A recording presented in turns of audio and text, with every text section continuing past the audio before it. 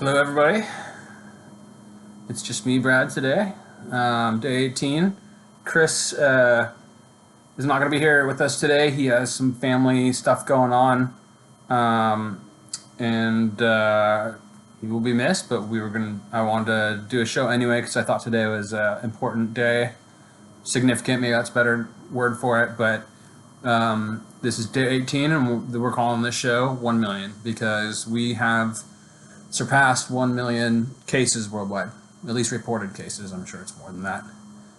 Sorry, I got this like little flash or this little sparkle right above my head there, and I'm too lazy to, maybe I'll just kind of stand in front of it there. There we go. So we were just gonna have to deal with that. But yes, so cheers to you guys. Cheers to all the fallen people. As I mentioned, there's 1 million people infected. We have 5,000 people that have passed away, unfortunately. And things continue to grow. What I'm drinking here, it's worth mentioning. I drank this on an earlier episode. It is Sierra Nevada Flipside Red IPA. I really liked this. So for any beer drinkers out there that are looking for something that's pretty smooth, and just tastes really good. So I like red ales in general, so maybe I'm a little biased there, but this is just a really good beer. Yeah. So, okay, let's get down to it. 1 million cases worldwide. Just, hey man, that's a milestone. It's a bad milestone, but it is a milestone. I think everybody kind of knew it was coming. Actually, one thing I was trying to do is can I get this out of the sparkling thing? It's just bugging me a little bit, so if it's bugging me, it's probably bugging you. Whatever. So 1 million cases. U.S. still in the lead of reported cases around the world. We're roughly probably past it now, but 244,000 cases. It's roughly 25% of all the reported cases in the world. I keep saying reported because I think at this point you have to really suspend reality to believe that China has not grown at all. I'm not going to get too deep into that whole topic, but I think China is cooking the books and lying about their numbers to save face. That's what I'm convinced of. I mean, people don't have to agree with me on that, but it just seems to be pretty obvious to me. So aside from that, so 244,000 in the United States, 100,000 in New York state. So that's just going bonkers in New York. I really, feel bad for New York. They're under a heavy load. And hopefully things are getting better there, but I know they're getting overwhelmed in many cases. Hospitals getting overwhelmed, morgues getting overwhelmed. I'm sure health workers getting overwhelmed. So definitely all those people are in my thoughts, and I hope things somehow the tide turns there, because that's not a great place to be in the lead of any stat in that category. So hopefully something with New York turns around.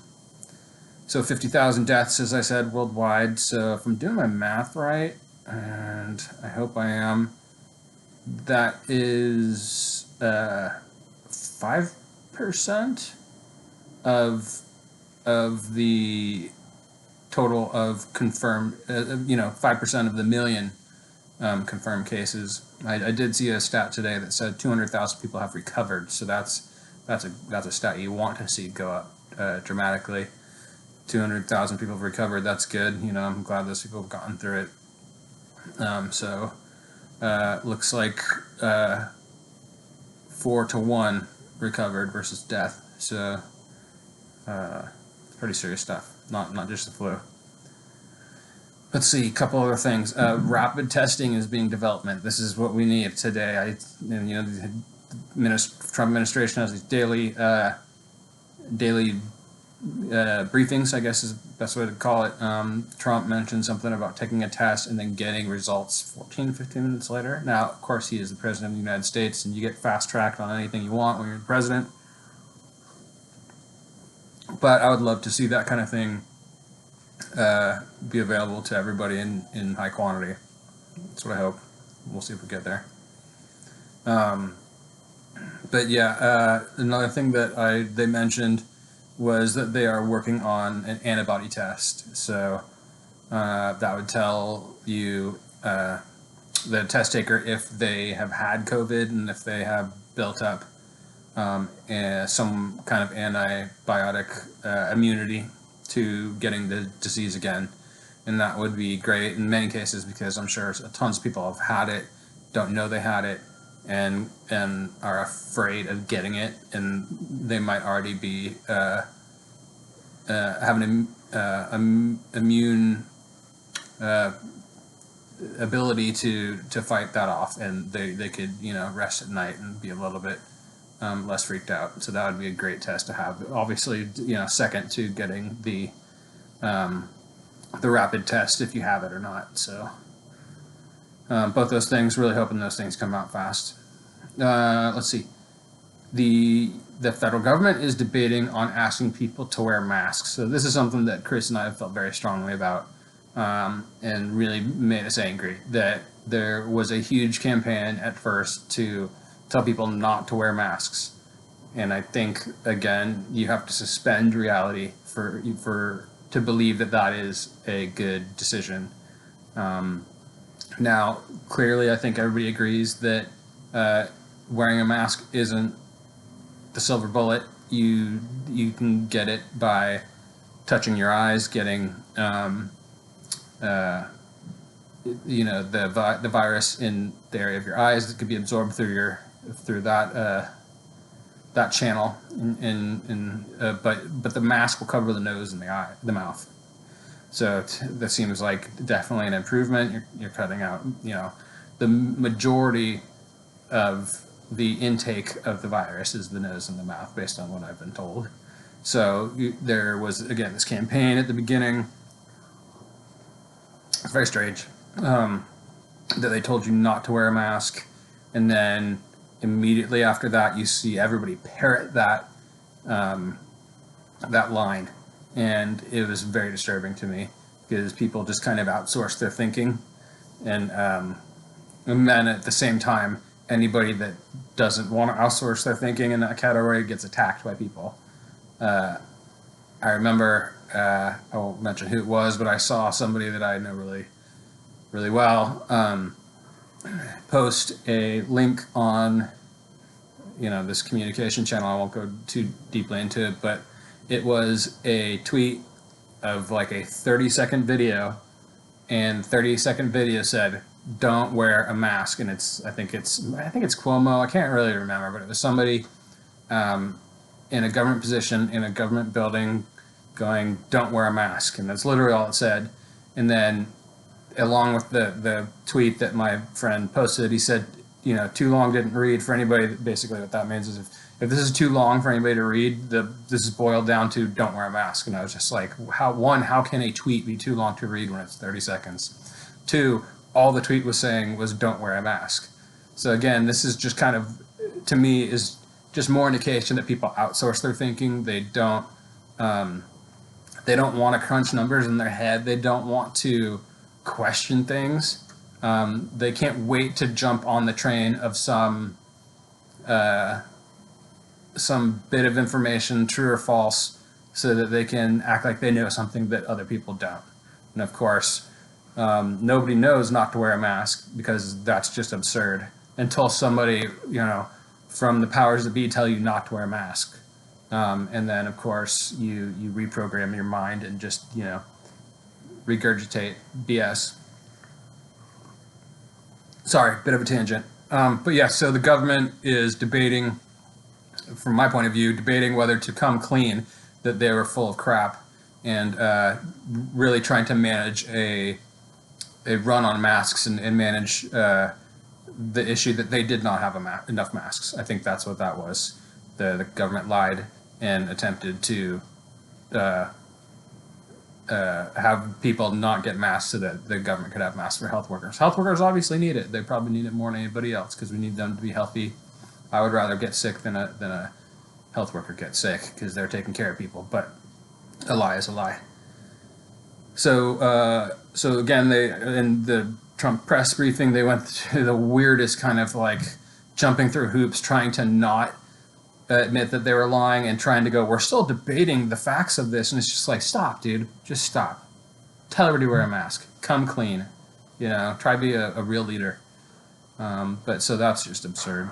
So New York mayor, I think during the Trump administration press briefing at the same time had his own briefing probably and told people he wants everybody to wear a mask. Same thing I believe in LA. The mayor there wants everybody to wear a mask.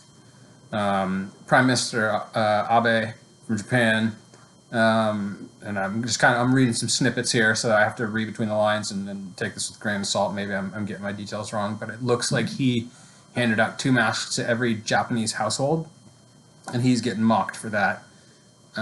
So I don't even know what to say. I've been wearing a mask. At first when I first did this show, I had a big beard, so I shaved that off because I go shopping, I wear a mask. I went to the bank yesterday, I wear a mask. I'm wearing gloves. My parents are in their 80s, and I shop for them because I've told them to stay home. So I'm trying to not be the person that brings the virus to them. So I'm trying to be as safe as I can. So I've been wearing a mask since the beginning. So has Chris. And when we first did it, we were the only ones pretty much out and about wearing masks. And people kind of gave us funny looks, and I even heard a couple people mention some things under their breath about, I couldn't really hear it, but they were kind of disparaging me for wearing a mask. But I don't care. I don't really care about that at all. I'm trying to keep my family safe.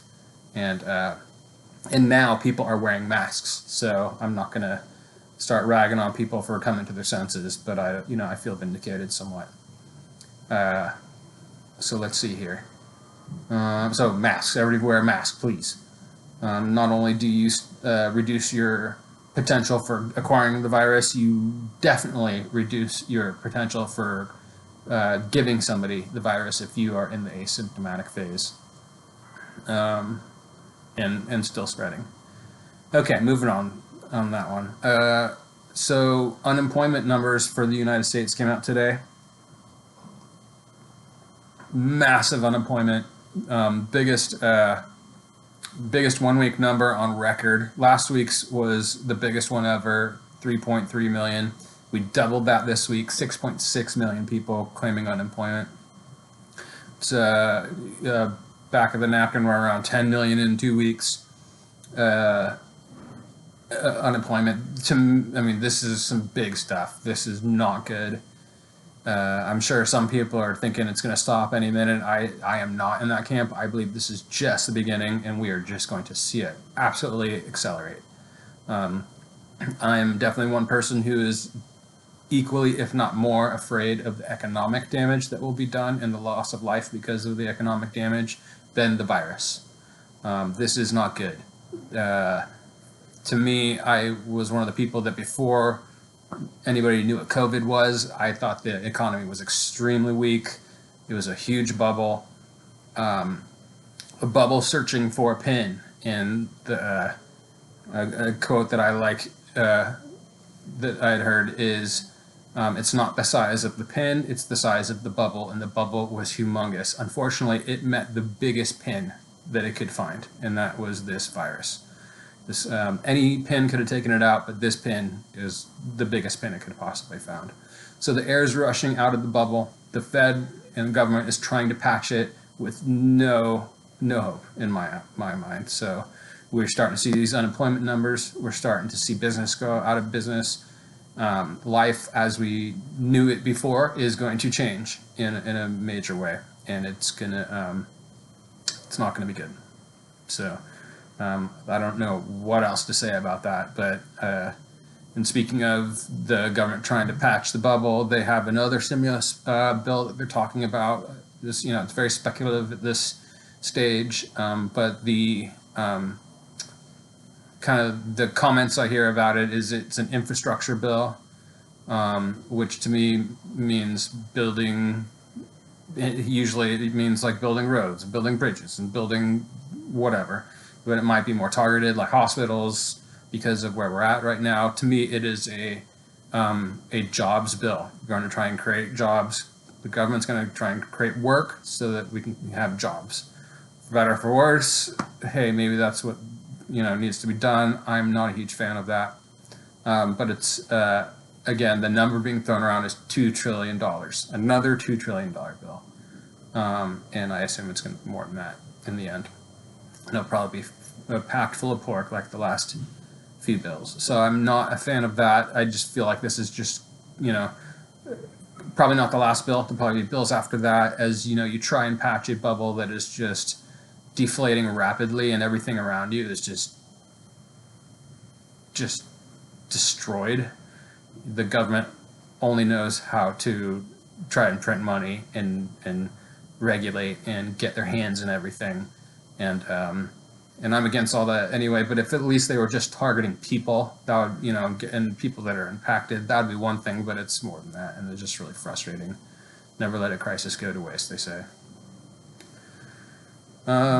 Let's see here. The UN projects global economy will contract by 1%. I think that's a joke.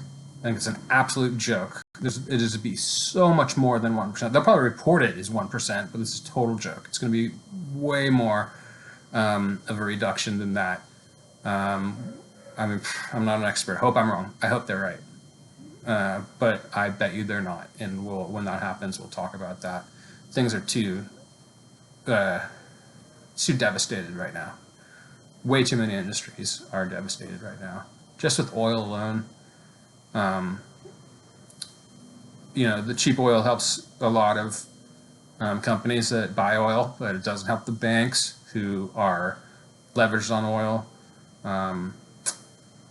It doesn't help the oil companies. It doesn't help the drillers, which, is a big part of American productivity. So that's just one of many industries which is being hammered by this.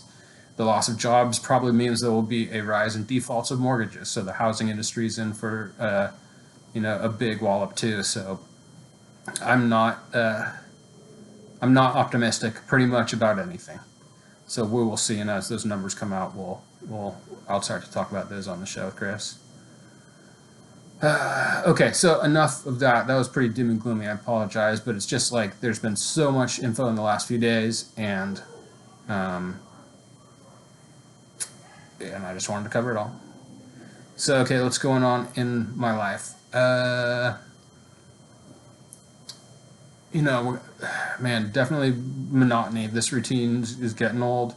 We're getting better at certain things, getting better at cooking food and getting a wake-up routine and working from home and being able to communicate virtually. I'm getting better at that. We're all getting better at that.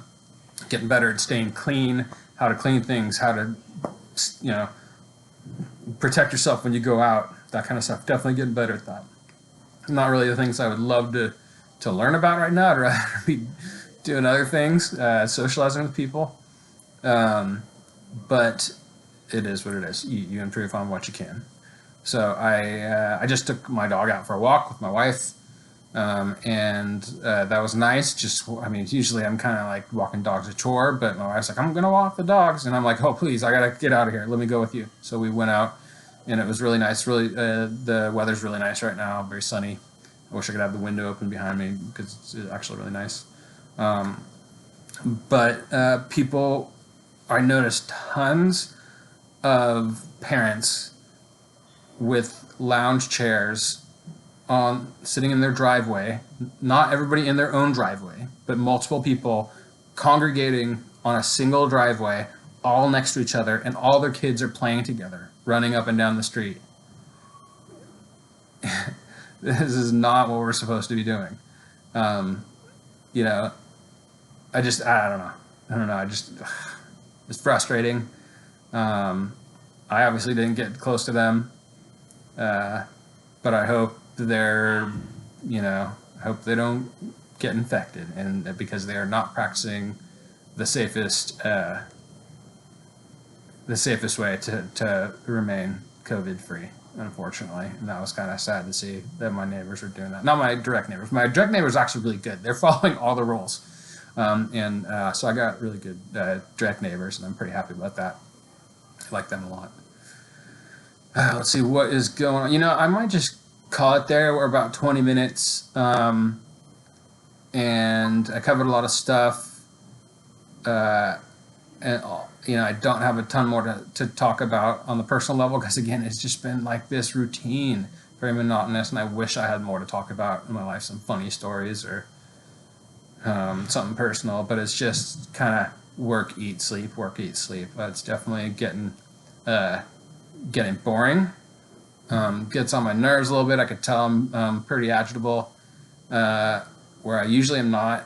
So I don't know if other people are like that too. I have to assume other people are too. But hey, this is how it goes, I guess.